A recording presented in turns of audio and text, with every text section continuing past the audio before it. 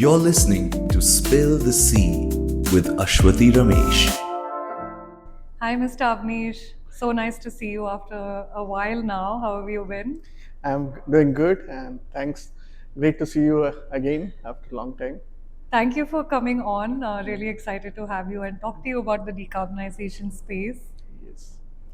So, before we jump into the details, I just want to give a quick shout out to Copper and Cloves. We're basically using their lovely studio. They've Yeah. been kind enough to let us use this space for the podcast. Awesome. So, Mr. Avnish, before we, jump into the nitty-gritties of the space, would you like to give us a quick brief on what LivNSense does? Absolutely. So really at LivNSense are looking forward to reduce carbon emission for the industrial sector by leveraging the technologies like artificial intelligence and digital twins.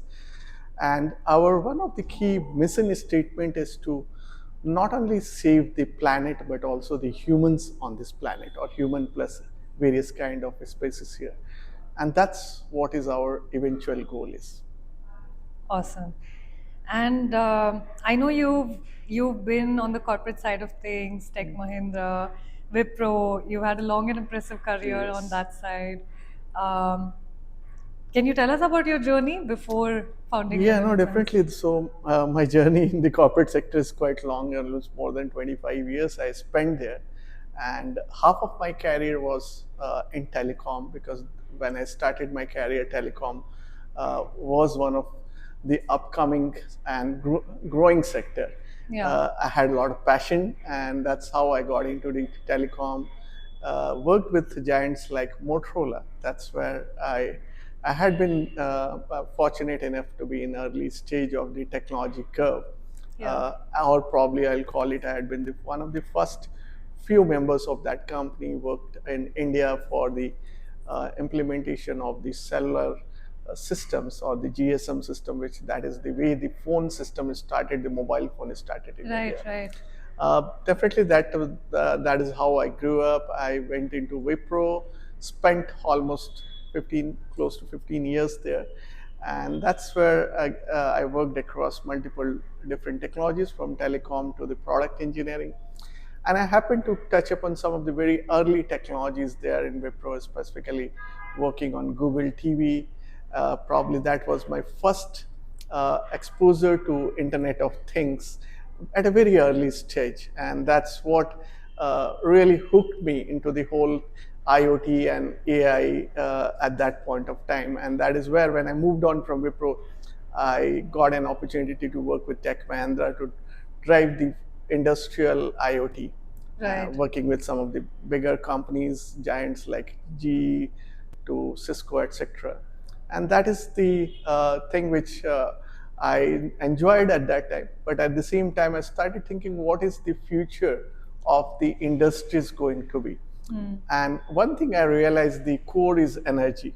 And the energy is the one which is going to drive this entire industry, whether in terms of the fuel consumption, the gas consumption, going to the all the vehicles which is driven, the automobile is all on energy.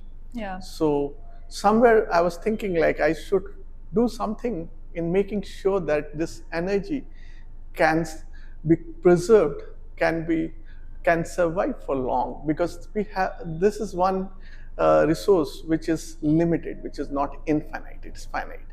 And that is where my entire passion started, and pursuing how we can conserve this energy, how we can reduce the consumption of energy. Yeah. And pretty much that was some of my motivation towards LivNSense, apart from the other factors which is from my childhood, which also I'll talk about it later. Yes, please tell us, because my Yeah. next question was actually how did you get into Yeah, climate and industrial yeah. So I decarbonization? have a very interesting, probably the movie to talk about it.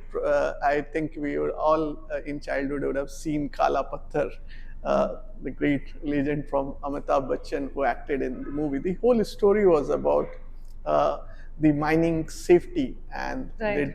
the entire the health and the ecosystem impact due to the mining, because coal mining was one of the prime mining at that time, even continues to be there till date in India. Um, I, in my childhood, because my father worked in coal mines, I had an opportunity to see some of those aspects of that, those incident that happened, and probably that has got a very long-lasting impact on my mind. Yeah. I always thought like, if mining is the need for the hour to provide the energy, because the coal was one in India. Even today, coal is one of the prime sources of energy. Yeah. What can be done to safeguard the workers? What can be done to safeguard the people working in those hazardous conditions? So that was definitely one of my core motivation, and that somehow was always there in my mind. I moved on to my career in the IT world, probably still it had been on back of mind. So when I got this opportunity of looking at energy, definitely the other aspect was how energy, safety, all could be combined together. We call it ESG now, but that time there's no ESG terminology.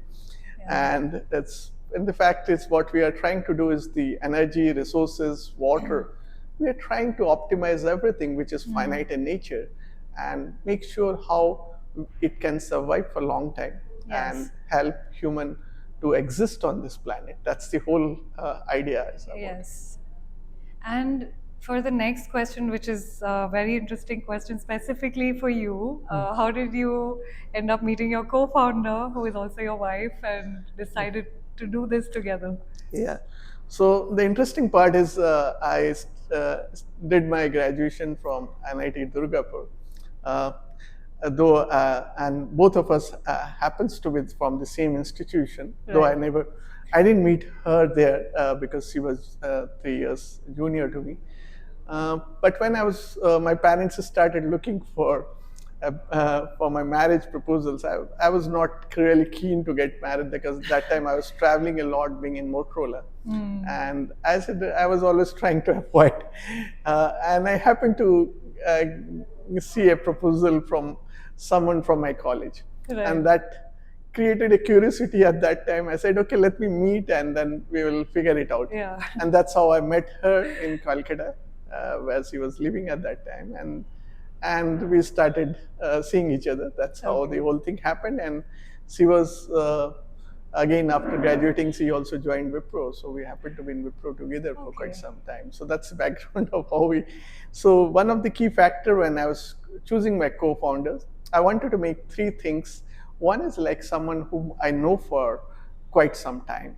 The second part is the friend and partner for the co-founding member should be trustworthy, reliable, and they can be in the journey, because it is not like a paid salary where you can, sustaining is very important, and that's why I wanted to make sure that we can sustain together.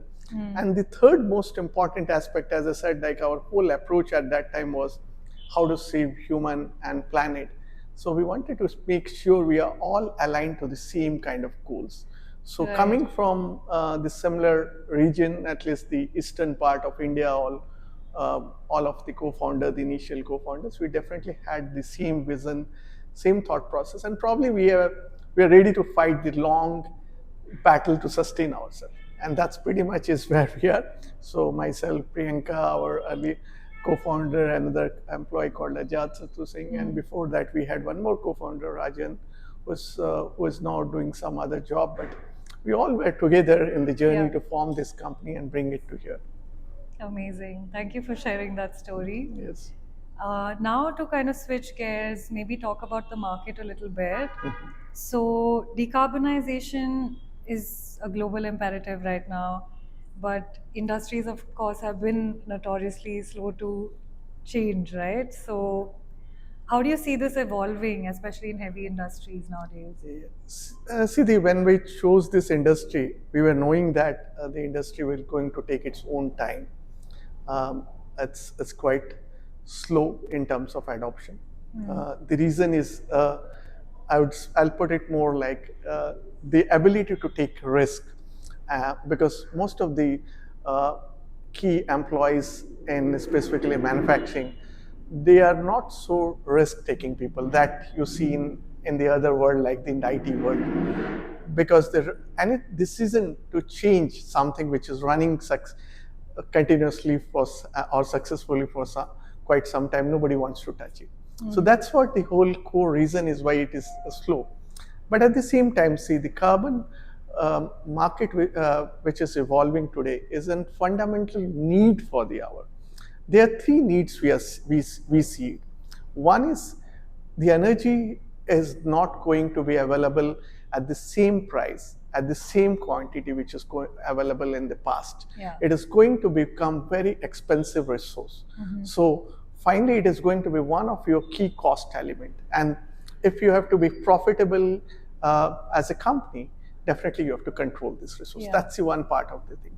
The second part is, I think there is an increased awareness across most of the governments and countries, and the regulations have been, I would say, coming up very fast. I can see India where still we are not like Europe, but one of the key thing I'm seeing is the adoption of some of the practices which is coming and the guideline which is coming. Specifically, SEBI has already enforced BRSR reporting for the top 1,000 companies. I recently, when last year in November, we had an event where I met BE team, which is Bureau of Energy Efficiency, and I understand that they are also coming up with a similar kind of policy for reducing the carbon intensity for the industrial sector, the heavy industry sector, and they've identified some 11 sectors as out of it, for which they are going to roll out probably by early this year a tracking mechanism, and by 2026 it is going to be really put into enforcement. Maybe it could be as early as 25 this year itself. Okay. So I can see that the changes are coming from regulatory side as well. And the third and most important will be like one of the things which we foresee as an organization. If you are not having the ESG element into your corporate culture or in the corporate reporting, you may not be even considered for the future businesses. Right. So that's what will drive the industry. So it is going to be more of an enforcement to the need for the industry. Right. And AI as well is obviously, everyone knows, gaining traction. Where do you see, or which areas do you see the actual potential to solve for challenges in industry?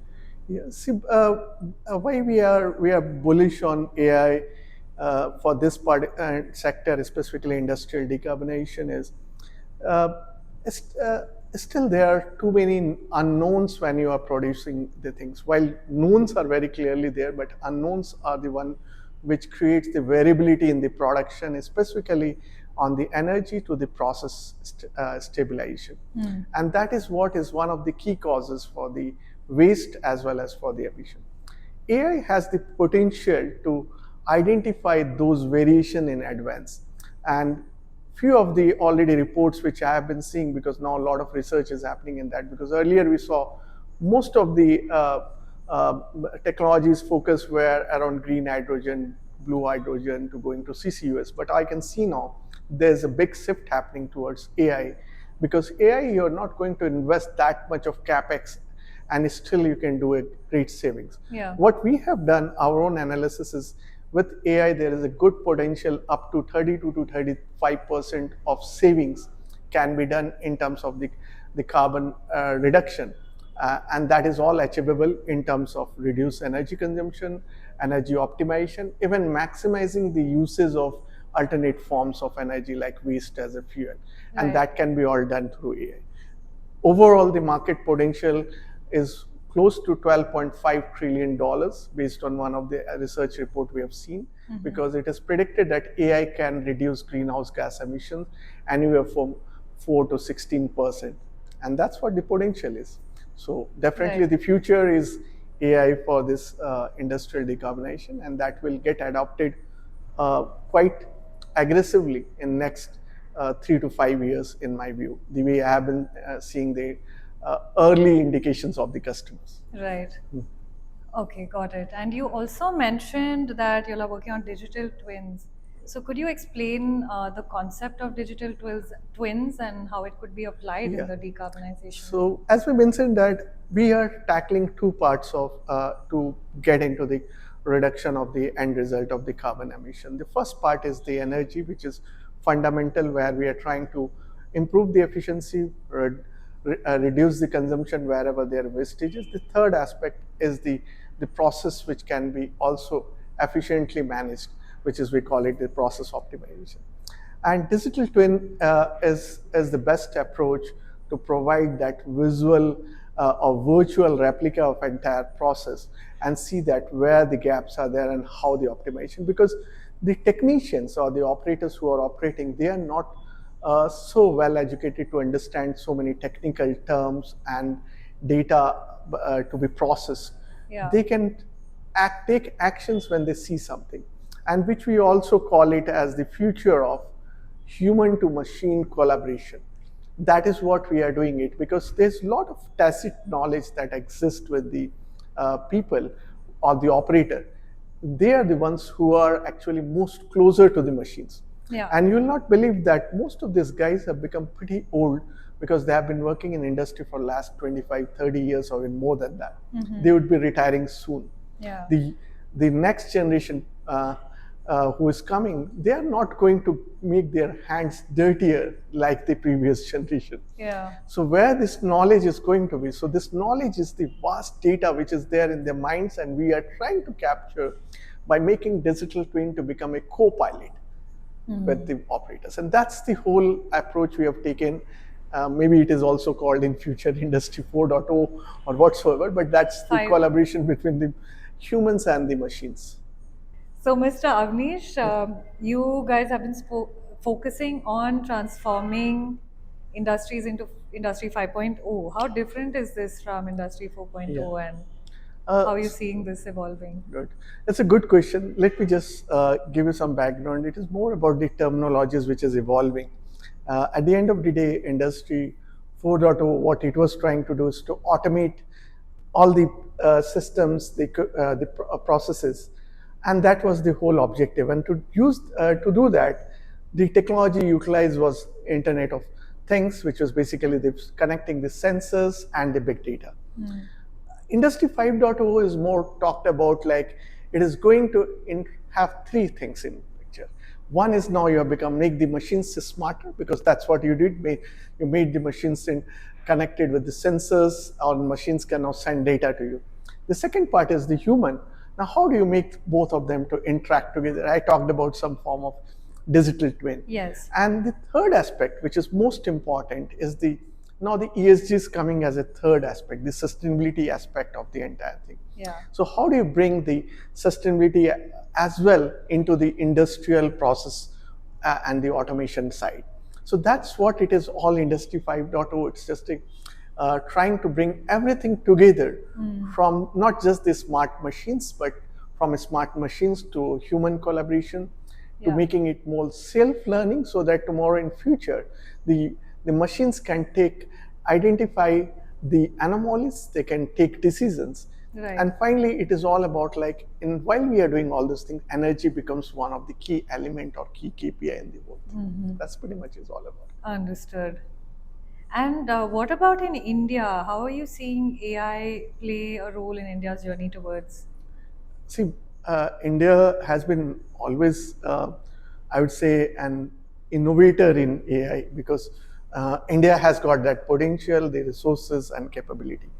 The only thing is, most of the experiments we do in India, but the scaling happens somewhere. That's the typical paradox we have, because industries are ready to try out the pilots, but when it comes to scaling, because that's where the larger funds allocation are required, that doesn't happen, unfortunately, in India. But India, the way I see the market right now, I touched upon few sectors, specifically mining sector, because I see that slowly the mines are getting almost extinct out of Europe. US again is playing somewhere in between. India will become one of the key source of mining and resources. Definitely, that is one sector that is poised for a big adoption in the industrial decarbonization as well as in the safety space using AI. The second sector which I'm seeing right now, where India has got a lot of potential, specifically in the infrastructure, the core infrastructure, the cities, the way we have been growing, and it has become too complex. Be Right. it the safety of the people, to the tracking the carbon emission in public places, to managing and reducing the pollution we use, and knowing the current situation of Delhi, Yeah, yeah. it is becoming much more imperative that AI only can solve that. Right. So these are the few early sectors are there, but definitely we are quite positive, specifically on the entire transportation, the heavy mobility sector, because India has got a lot of emphasis on this transportation. The scope, though it is scope 3 part of the other few sectors which I really see the potential is cement, because cement is one of our second largest industry and highly polluting industry. So cement and metals are definitely the key industries which will adopt to this solution. It will slowly expand to others because we have enough opportunities. I can even give example. For example, agriculture, where I was not so much sure about the intervention, because I was thinking, where is the money? Then I was talking to a few people who have been there in agri-tech industry, specifically the sugar industry, and I realized the energy consumption and the potential to save cost of energy in sugar industry is huge. Right. So that is where the opportunity, and India brings that kind of industry to us. Absolutely. So we have massive applicability of AI. It's all about someone trying to do that, and others are going to follow it. That's what India market is. Right. And what is the general awareness like? Because you are on ground and you see this. Are they ready to accept a solution such as a platform like GreenOps, which you'll provide? There is a lot of interest. As I said, like the good part is to definitely in India the technology awareness is quite good. So Right. even in I'm surprised, but I can tell you the team, the manufacturing guys, they are also very well versed with most of these technologies, because they are no more like what they used to be 5 years back. I've Right. seen their understanding of artificial intelligence, digital twins is pretty good. And today everyone knows that where the solution can be deployed, how effectively it can be utilized. It's only about the ability to get the change management, or Right. the change to be brought in, because even there is always a resistance whenever the new technology comes. People first of all get worried about their jobs, right? So that is what I think it's all about, the change, and I can see the changes are happening. There are sectors, in fact I can give few examples. We started last year in one completely new sector called warehouses, and we were not sure about it because one of the customer gave an opportunity in warehouses to us. Right. And I can see that in a very short span. Today we are having almost close to more than 7 factories where we are working on the warehouses, and there is a great demand for it. So it's all about like it's once you get into it and you start showing the result in terms of the ROI, in terms of the improving the overall ESG and the carbon footprint. Yeah. You can see that the adoption starts automatically, and that's what we are seeing right now. Understood. And going back to exactly what LivNSense does now, could you take us through the GreenOps platform and how that generally functions? Sure, that's the technology part of it, and I will try to see as much as I can give the details. So, see, when we started GreenOps, it was almost more than 5 years back. At that time, we were, again going back to some of the terminology of Industry 4.0 and all, we were collecting the data from the sensors. Right. And trying to understand the data, trying to understand the variations, identify the anomalies, and created a more like a big data platform with various AI models for those specific industry to identify those energy variations and see that where the potential improvement can be done. That's how we started off. But as we went further deeper into it, we understood that energy is only the source of input which you can control up to a certain extent. That can give you almost like 20-25% improvement, because still energy is one of the key area to optimize. But then there's much bigger impact, which is where industries are suffering from. is the process side of the process efficiency. Because just to give you some examples, in cement industry, it is the impact of energy is only 40%. And absolutely, it is like in absolute numbers, it is 39%. And 69 to 70% comes from the process, because the controlling those processes are the very critical. And these processes are not easy, because the industries we are talking about, they are high heat industries. They start anywhere from 600 degrees to going up to 2000 degrees, depending upon the industries, from cement, steel, and all.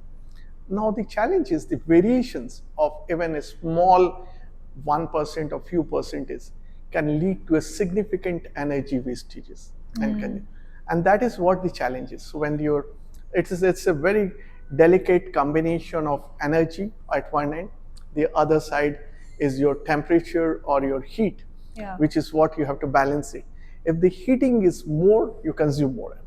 That's the fundamental. So we understood those factors, and we started thinking about how do we balance this whole energy and mass to a level that where we can have the most optimized production with optimized energy, reduce wastages, which is the ideal condition, we call it. And this is where we also started talking about the energy mass balance at those stage, and we started creating those fundamental models, AI models or AI algorithms that can understand those variations, that can identify the gap, and then it can start giving the recommendations in real time to the operator. And these are all proprietary? Yeah, that is where we got into, because we started learning from data. When we got engaged, we started learning these variations. We started learning one part of the learning, the domain, the fundamental physics of this entire thing. The second part was understanding the data more and more, and based on data, we started discovering a lot of unknowns. Because what happens today, everything is very streamlined, everything is well built in an offline simulation and deployed. But when it is running, a plant is running, a manufacturing operations are happening, it is all dynamic. And the real-time dynamism, real-time variation is the one which we need to understand. And that is where the data plays a great role. And AI algorithms can identify those variations, understand the root causes, the traceability, and then try to figure it out what can be done to fix it. If we can fix it, it can really give it good. So that's how our technology product is built around. But definitely there are multiple elements to it. The first key part is to acquisition of data itself. The edge component, where we have spent a lot of time, because the data is one of the most notorious in this particular sector, because the data comes with noise, data comes with a lot of irregularities. There are not many times you don't have the access to those data which you need. So all this makes it very complex with multiple protocols, proprietary stuff. So first thing we focused on with our telecommunication background, that let's build a good platform that can have the capability to acquire all this data, bring to a unified format in the JSON format, where we can start working with the data, play around with the data. And that's how we started our journey. So the Vita has got the edge part of it, and then the core part where we do the real-time analysis with the algorithms, and then the big data part where we run our core domain algorithms, and finally the digital twins. So that's what constitutes our platform. Understood. And you did talk a lot about data just now, safety, cybersecurity, all of these are big concerns. Yes. How are you maneuvering this? So the security is always going to be there, because these are the very data which is sensitive for the customer. In certain sector, it becomes even more sensitive, specifically because of the data can disclose the certain IPs about it. For example, LivNSense customers, they will be much more worried, because for them, their product IPs can be also understood from this data. So definitely, when we work with the customers, we have taken various steps. One is when we build the product, we built with all kind of data protection mechanisms, starting from the data encryption, protecting at the data transmission while it is getting transmitted in real time by encrypting it end to end, making sure that we are taking care of the database security. We deployed various mechanisms to take care of our database security and any vulnerabilities. Then even the user side of the access, we have protected it fully using various mechanisms, from OTP based approach to various other approaches we are using, where users are authenticated, and even we are identifying whether user are using intranet within the corporate network or outside the corporate network, and the privileges are totally different. Right. So many of the things we have already done. I would not say that and it is all done. It is a continuous evolvement. Sure. But at the same time, we are also making sure that we are complying to the standards. So we have been complied to ISO 27001, which is the continuous certification we do from cybersecurity. We have been evaluated by some of the large companies from US and Europe in terms of our data security process. And recently, we have also completed the SOC 2 compliance. So that is also there. In addition to that, there is one area which is still definitely an area which is of interest, is the personal data protection, because what happens is we make uses of AI vision, the computer vision technology as well. And definitely that is where we are capturing a lot of videos and images, Yes, apart yes. from just the sensor data and the regular data. So that is one area which we are also now working on to make sure that there is no personal aspect is captured, specifically trying to make it completely anonymous kind of data Right. by masking the personal aspect completely, because that is one area which I see is one of the growing concern as we move Right. forward. And few of our customers, interestingly, we have been discussing is in few countries where they were very particular about, if you want to use anything on the vision data, make sure there is no traceability on the personal side. Right, right. Yeah, that I can see how that is a concern. Yeah. And since we're talking about customers and what they've been saying, what have been some of the other points of, or maybe challenging points that you've had to convince someone before adopting your platform and solution? Yeah. Well, since as I said, like um, this is not an established market. It's a new market getting Sure, created. sure. We call it as a new green market getting Right. created. And now definitely this market is new. The technology is new. Everything is new here. Because for customers, the biggest concern first is the viability of the product, because how viable is it going to really give any gains to me? Is it Yeah. going to add value? The question of the value is very important here.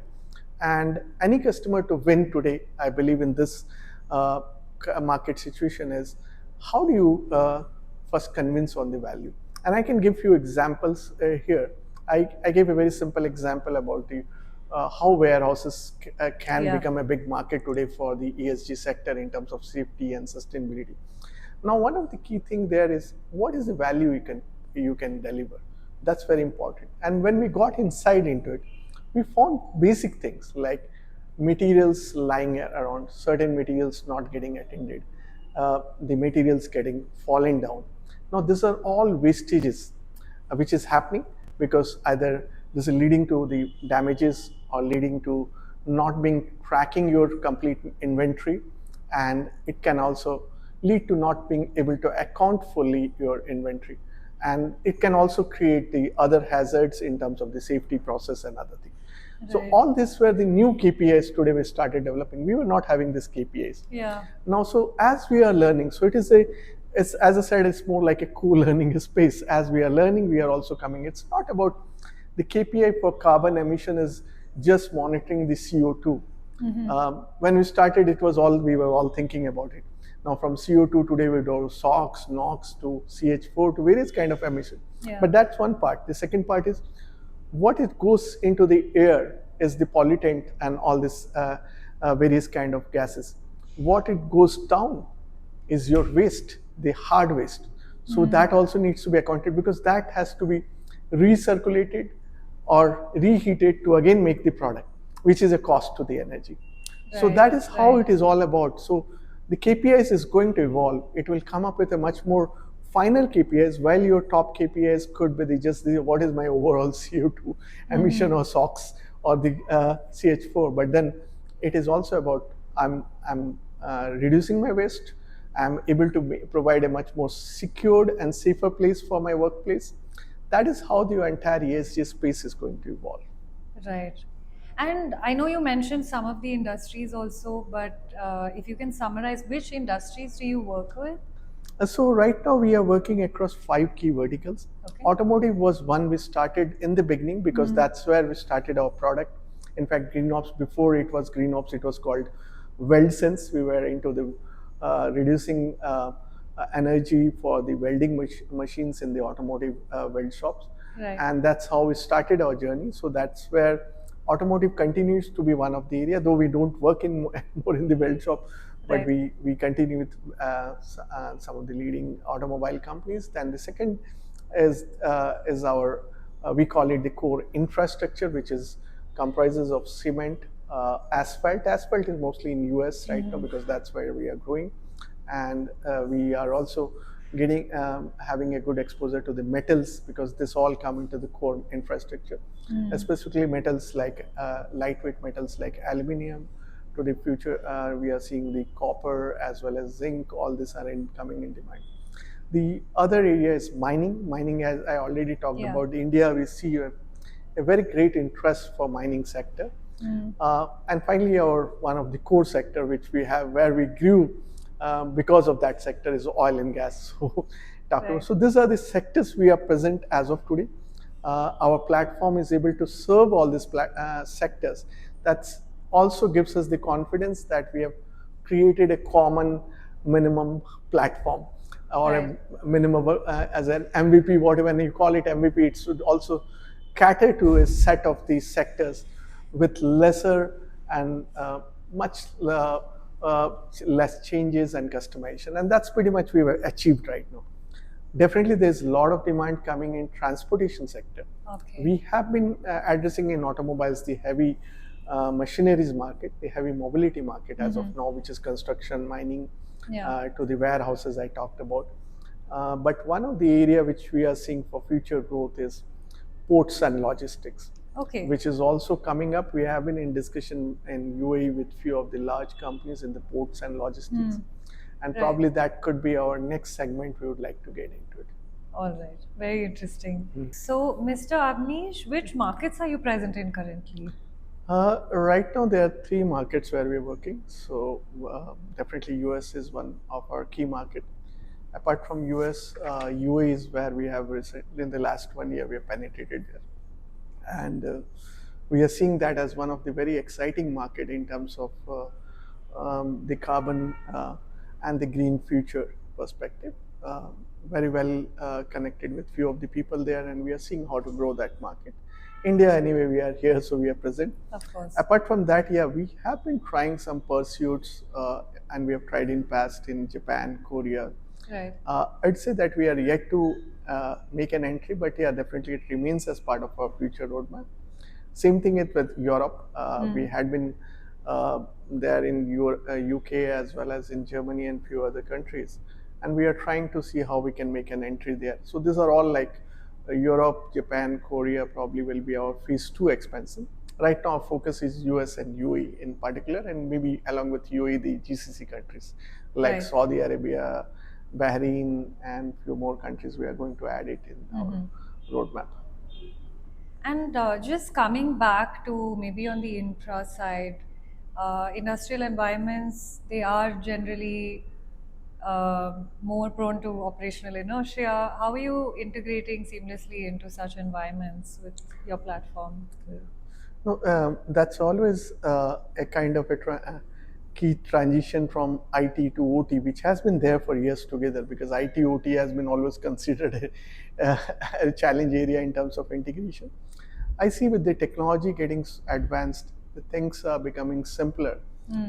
It is all about more than the technology because technology is easy to integrate. It's all about the people working because still I can just give example like it's still difficult for IT team to go and make their hands dirty with the machines sitting in a factory and doing the work. Yeah. That is the biggest problem area is there. Nobody wants to do that. But somehow in our team, we have developed the culture where our team had gone to even mining areas, the underground mining like copper mines. We have gone thousands of feet deeper to understand, because without going and seeing those conditions, you can't. Even I You can't build personally for it. have gone to the zinc mine, so I have gone to the zinc smelting.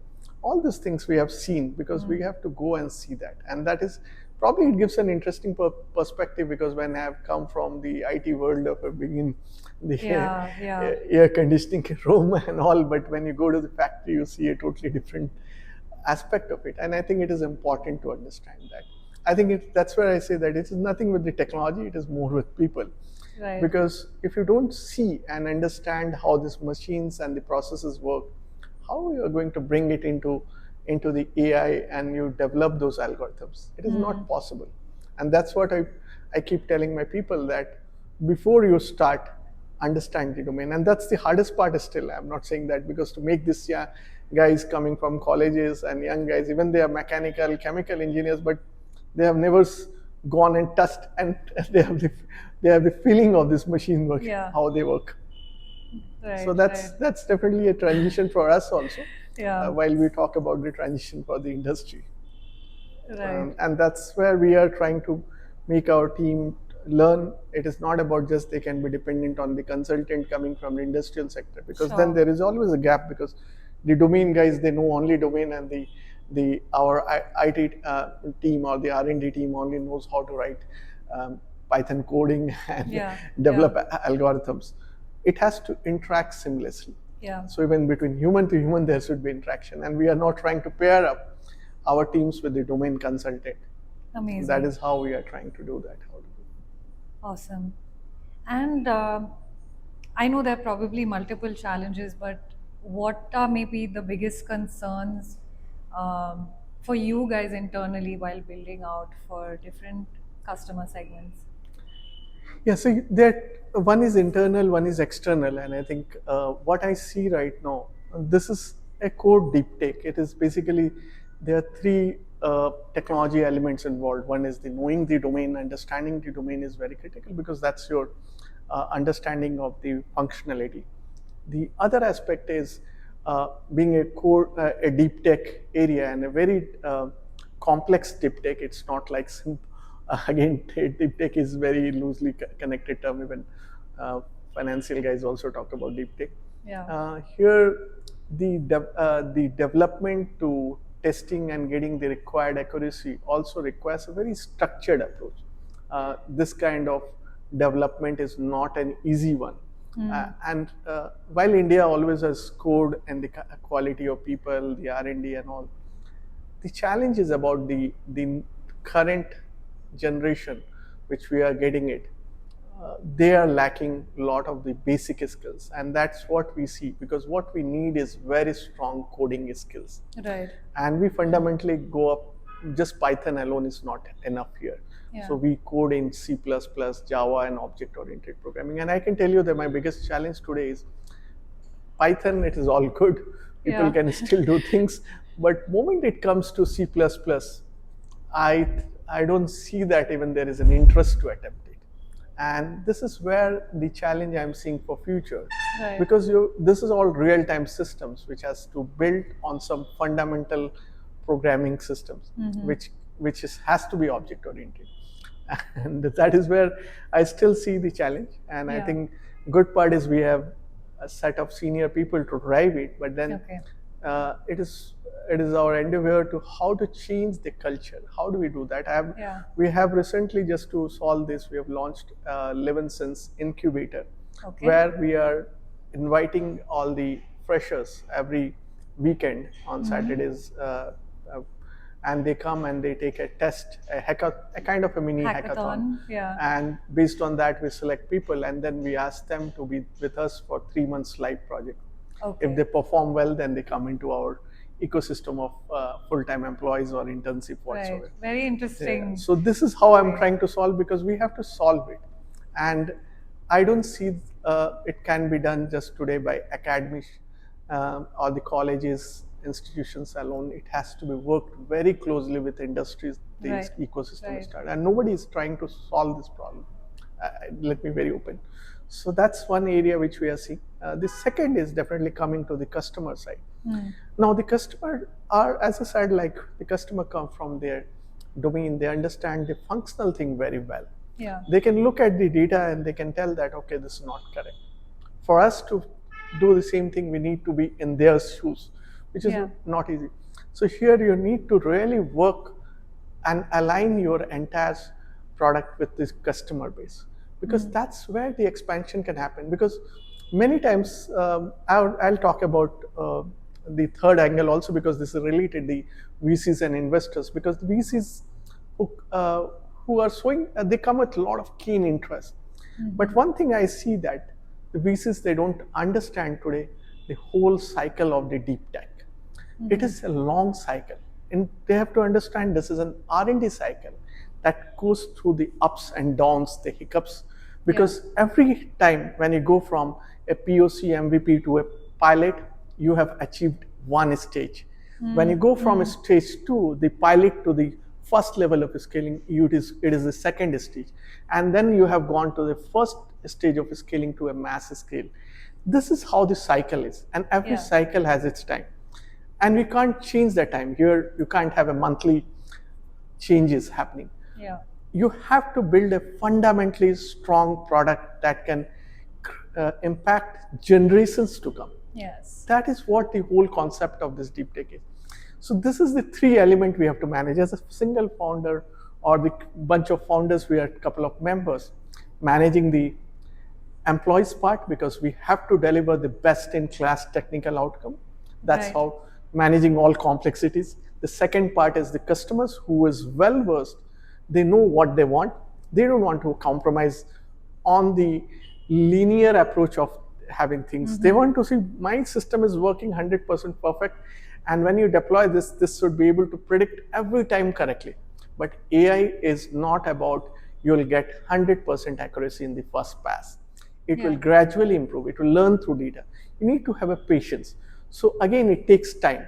And the customers, they don't want to, even there are customers, I don't want to get into the names, but they don't want to pay for it, because they don't think I have got the value out of it. So this is where the other side of the challenge is. Yes, and it's the definitely third, challenging. and third aspect is we need funds to drive this to the next level, where there has to be a very patient approach of the patience required from the investors to see that there is a trust in the technology and the product to deliver the outcome. So all the three are a success criteria to make a product successful, and that's what we have learned in the, because it's no more like the very first few years of our journey. We have spent more than 5 years, 6 now, and we are going to complete very soon the 7th year in our journey.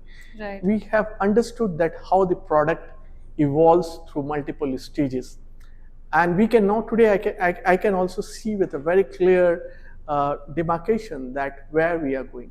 When if you ask me the same question 2 years back, we were doing mostly a very early stage of MVP to pilot scale. Today I can see my customers where the demand is, where we can scale, and how big is the opportunity. Probably the eyes which I can see, not everyone can see. So that is what I'm seeing. The market is potentially big, and anyone who can succeed with the ambition, with the perseverance required, and with the innovation, all together, bringing together to, and then at the same time they should have the right team. It is a market to go after. There's no other market than this, I can tell you. This is going to be the biggest market, going to survive for next decades to hundreds of years. Once you create this product, maybe it takes another 10 years to get to the to a scale where we want to achieve, but I can see. And this is what I am feeling, and today we are seeing those early trends. Few examples I can give. We are having discussions with few of the strategic customers who are telling me, and they are asking me, why your projection is only showing $100 million. I want to see a $1 billion projection, because that's the potential of your product is. And I was telling how I'm still not comfortable making to the $1 billion, because I'm not able to see that. But then looks like the customers who are able to understand our product better, they can see the massive scale we can go, even not 100, it is $1 billion, and that's what the potential is, and we need to start thinking in that way. So in last couple of days, because of one customer, I have to start rethinking in my whole strategy that this 100 has to become 1 billion. Right, right. And that is what the change I'm trying to bring in within ourselves, because that's how we can succeed. So, Mr. Avnish, could you maybe give us one example where you have helped a client in terms of efficiency and beyond just emissions data also? Because obviously these clients, a lot of them, it needs to make economical sense for them, right? No, definitely, and that's what we do it because I don't think as I said earlier, the carbon emission without an ROI doesn't make most sense here. So let me just give example for the asphalt plant which we are working in US. Uh, when we did our phase 1 of our asphalt plants, we were focused on to reducing the cost by optimizing the energy. That's how it started. That created a lot of interest with our customer, and then they came up with more problem statement because that's their real problem statement. So here, one of the key thing customer talked about is the waste, because what happens is the material which is not meeting the quality outcome, it is called as waste. They don't actually, there's anything really goes into waste, but what happens, it has to get into recycling and reheating process, which is an expensive one because it again requires the gas to be consumed and reheating to be done so that it can meet the required standard quality norms. Yeah. Now this is a big issue because it is almost like 3% is today is the waste. And more waste, as I said, like even you can see an increase in the emission part also because the lighter particle is still going to the atmosphere. Yeah. So here, there was a direct proposition for us where we could have reduced the CO2 emission as well as the waste. And that is what we worked on. In fact, we identified the materials, input materials, understanding the materials properties to the moisture content so that we can understand how much moisture is there so that we can predict in advance the temperature at which the drum cell has to be set, and so that the drying can be done more efficiently and all the moisture can be removed so that the end product is meeting the quality standard. So this is one just simple example, but this has got so much of impact on the customers, specifically from a bottom line perspective. So this is one example. Similar examples we have done in the other sectors like cement industry, where we had seen the challenge of uses of alternate fuel.